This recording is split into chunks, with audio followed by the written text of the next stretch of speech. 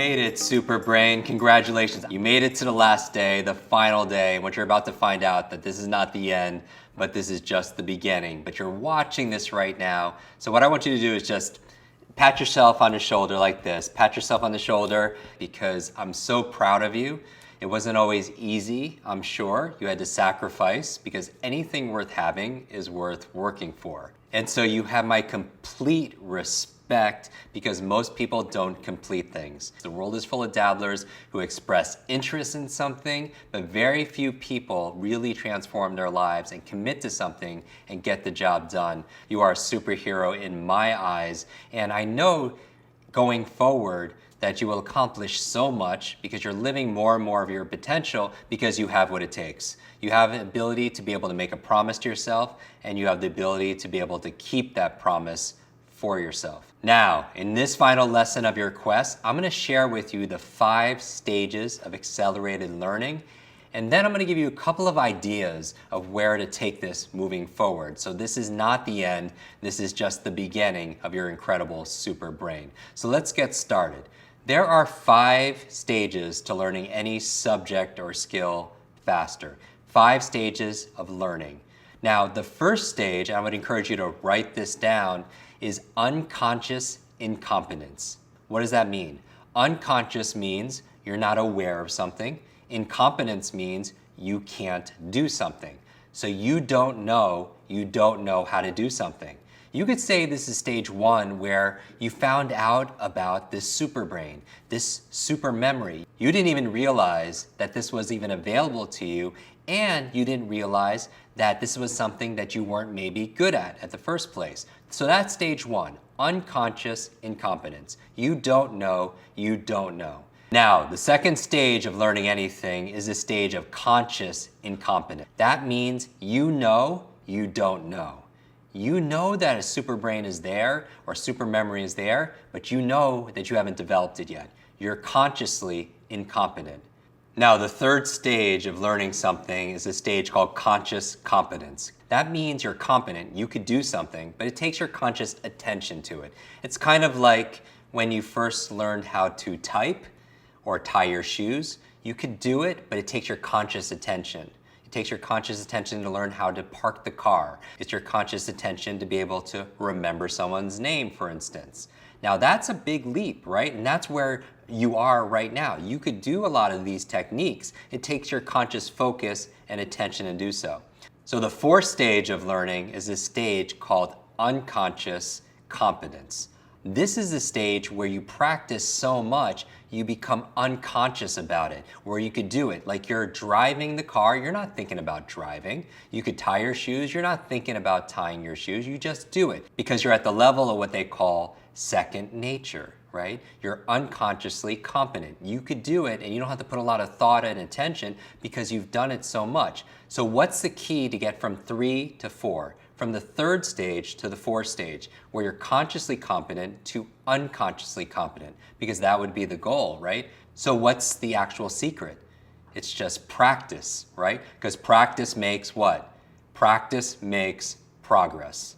Because that's really one of the core messages of this final lesson, that this is not the end, it's just the beginning, and it requires practice. So the bad news is it takes effort, but the good news, it doesn't take as much as you think. Because one of the goals is to get to this fourth level where things become second nature. You become unconsciously competent where you're doing it and you're not having to put your focus and direct attention to it because you practice it so much. Because again, the bad news is it takes effort. The good news, it doesn't take as much as you think. So the final level of learning, the 5th level of learning, is this level called mastery. Because I believe if there's one skill to master in the 21st century, it's your ability to activate your super brain. It's your ability to learn faster. It's your ability to outthink, outperform everybody else. It's your ability to focus. It's your ability to solve problems. It's your ability to access this incredible storehouse of memories, this genius that you have,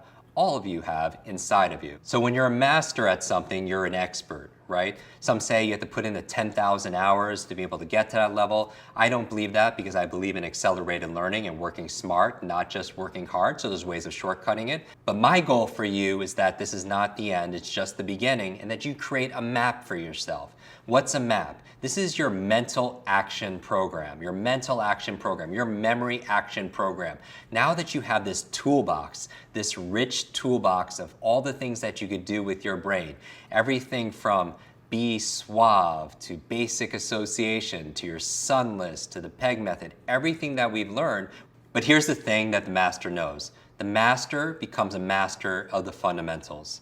You know, during this program, there's so much to be able to teach. And what I'm teaching you over the past 30 days in this quest was really putting first things first. So what I did is I employed what they called the Pareto's principle. That's the 80-20 rule. That means that the 20% of the efforts give you 80% of the rewards, just like in your life. For example, 80% of your efforts at work give you 80% of the rewards and the return.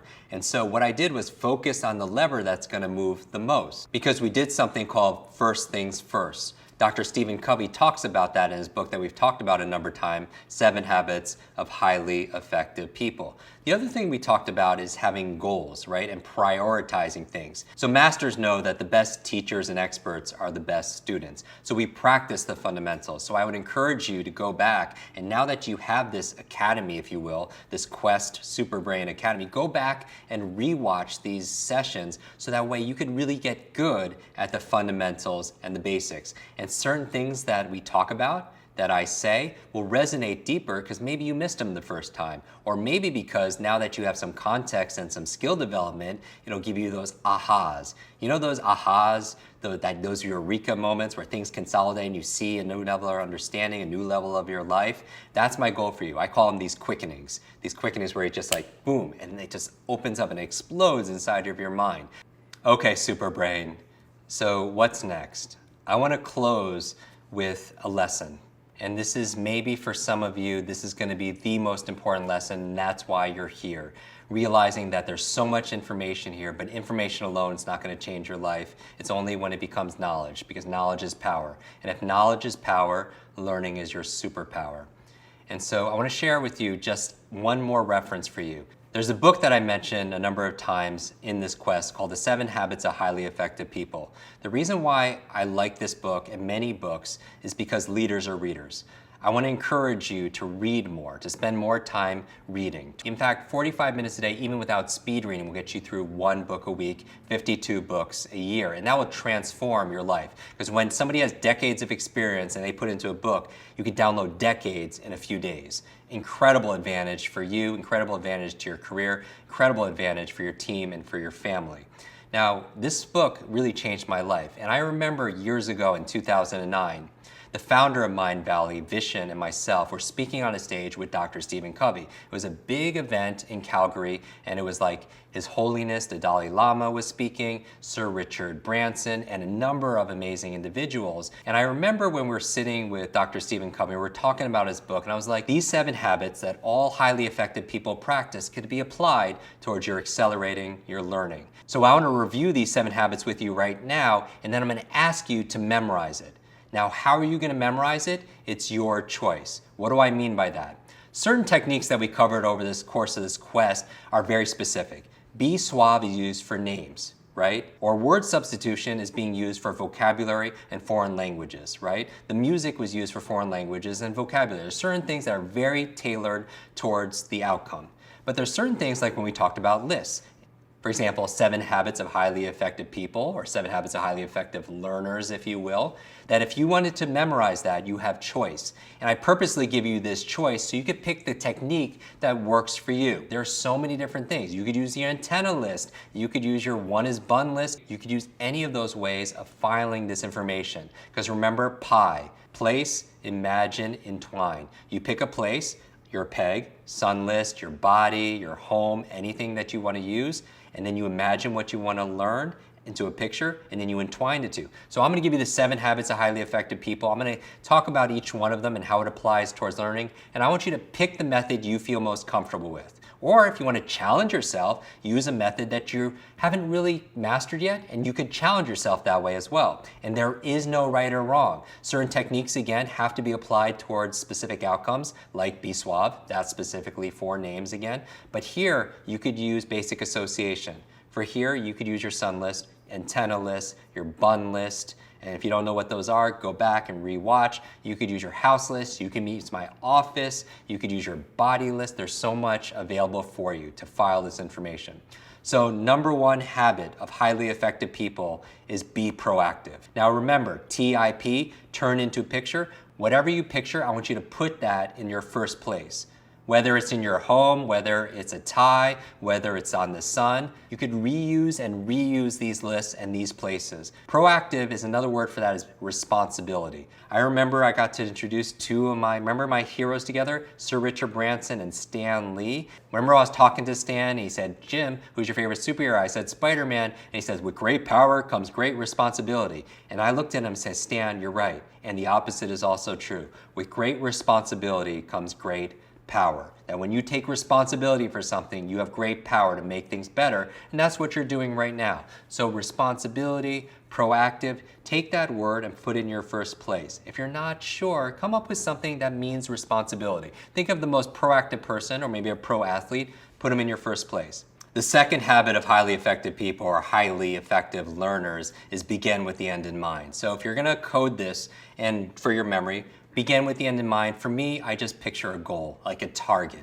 Like archery, a target. Begin with an end in mind, because most effective learners do that. They have a learning goal. You have a to-do list. For me, I have a to-learn list. I have a to-learn list. I think it's very important. Every 30 days, I want to learn something new. Every 30 days, I like to take on a new learning because I think that makes me a better coach, a better teacher, and that I would encourage you to do it also because always start with a beginner's mind. All right, so you're always learning, you're always growing because that's what you're here to do. You're here to grow and you're here to give, right? Whether it's give love, give lessons, give life. So if you're gonna code this on the sun list or memorize it, that's fine also. I want you to understand it also. A lot of what I'm talking about, it's not just memorizing, it's understanding and really getting the meaning of this. That's why I go so deep and I'm over delivering no matter how long you think this lesson is. The third habit of highly effective people, highly effective learners is this: first things first. Highly effective learners, super brains, put first things first because you don't want to major in something that's minor. The best thing you could do is everybody has a to-do list, right?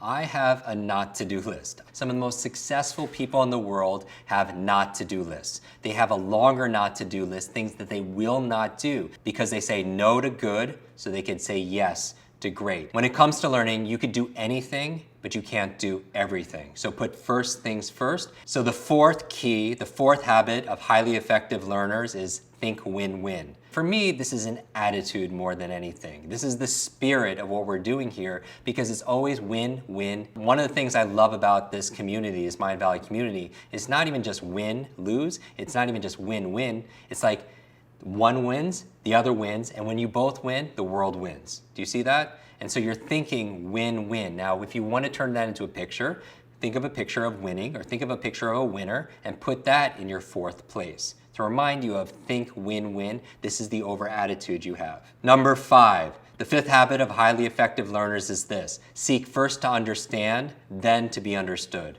And I'd like to actually bring this up specifically. So for a memory aid, if you're giving a speech on this specifically, you have the word understanding. So whatever a picture of understanding means for you, actually, there's a book that just came out called Understanding, Understanding. I would highly recommend it. I have a whole chapter in that book, Understanding, Understanding. Now, what does it mean to seek first to understand, then to be understood? When we talked about names in this programming, that goes a long way, where you're just listening and you're present with people and you're not thinking about what you're gonna say, because most people aren't really listening. They're thinking about what they're gonna say next and how they're gonna reply. Even better, understand them first. People just want to feel understood. Number 6, if you're memorizing it, that's fun. 6 is called synergize. What does it mean to synergize? For me, it means coming together and creating together. For me, that's what the community is. That's what the tribe is. That's your team. Together, everyone achieves more. Synergy says 1 + 1 is not 2, 1 + 1 equals 11, or 1 + 1 equals 79. Because when two things come together, maybe it's not an additive property, but maybe it's a multiplier. And that's what you're doing in this community. And finally, number 7, the 7th habit of highly effective learners is this: sharpen the saw. And that's exactly what you're doing here. I opened with that in this quest. I congratulated you right from the beginning because I knew you would make it here to the end because you were committed to sharpen the saw. I said that if there's one skill to master in the 21st century, it's your ability to learn faster. That's what I call it quick learning. It's about activating your super brain. I hope you have a lot of things on your to-learn list. Different languages, different skills, different abilities, different facts, different expertise. Learn how to learn first, and then you can learn everything easier. Now, a lot of people don't know this, but Stephen Covey actually has an 8th habit. He has a book called The 8th Habit. The 8th habit is find your voice and help others to find theirs. I grew up with learning challenges. I struggled for almost 15 years of my life. I was labeled the boy with the broken brain, that I would never achieve anything in life. My 2 biggest challenges in life were learning and public speaking. And the universe, you could say, has an incredible sense of humor. Because what do? I public speak on the subject called what? Learning. But I do believe your mess can become your message. And that's about finding your voice. When you find your voice, you inspire other people to find theirs and give them permission to get past this challenge. Like, I remember I was helping Jim Carrey prepare for something. It was like, I think it was Dumb and Dumber 2. And we were in his kitchen and we were making guacamole. And I was talking to him, I was like, what drives you? What's your motivation? And he says, Jim, I do what I do because this. I want to free people from concern. I act like a complete nut, Ace Ventura, Dumb and Dumber, because I want to go so extreme so anyone watching at home will have permission just to be themselves. Because when we're living under the expectations of other people, we're never truly free because it's not our truth, it's not our voice. I believe success and fulfillment comes down to 2 things. It's about know who you are, and once you know who you are, you want to be who you are. That self-awareness is a superpower. And really, when you're going through finding out who you are, it's a path, it's a quest of self-discovery. It's a quest of lifelong learning. And you don't get it, you don't wake up, people don't tell you necessarily who you are, or maybe they do, but maybe that's not your truth. I would leave you with this challenge. Have the curiosity to know yourself and also have the courage to really be yourself. Because my message to you is this, is you have greatness inside of you. You have genius inside of you, and it's time to let it out. I'm known for this quote that I've said years and years ago. It says this, I'll end with this, that if an egg is broken by an outside force, life ends. But if it's broken by an inside force, life begins. All great things begin from the inside. This has been an incredible quest together. I hope you feel that. I honor you for letting me share with you at whatever stage of the quest you are in your life. I'd love for this not to be the end, but just the beginning. I encourage you to stay in touch with me at Jim Kwik on Twitter and Instagram, on Facebook. I would love to hear your feedback here because I'm very active in replying there, and I'd love to hear your stories, your questions, because again, this is my mission. For me, the boy with the broken brain, this is my dharma, this is my mission. It's about no brain left behind. So please stay in touch there. And until our next connect, I wish your days be full of lots of life, lots of love, lots of laughter, and always lots of learning.